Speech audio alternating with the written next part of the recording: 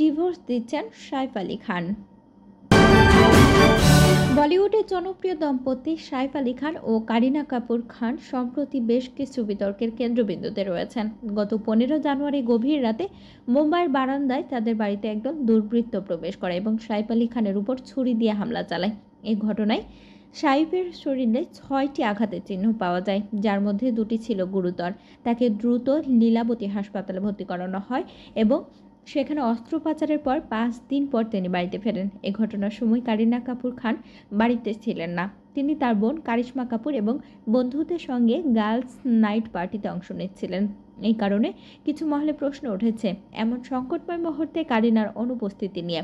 এরপর কারিনা কাপুর খান তার social media অ্যাকাউন্টে একটি পোস্ট শেয়ার করেছেন, যেখানে তিনি লিখেছেন, বিয়ে, বিচ্ছেদ, উদ্বেগ, সন্তান জন্মদান, প্রিয়জনের মৃত্যু, অভিভাবকত্ব, তুমি কখনো বুঝবে না যতক্ষণ এসব তোমার সঙ্গে না ঘটবে।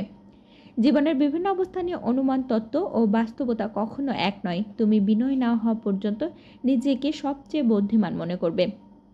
এই পোস্টের পর থেকে তাদের বিবাহ বিচ্ছেদের গুঞ্জন আরও জোরালো হয়েছে।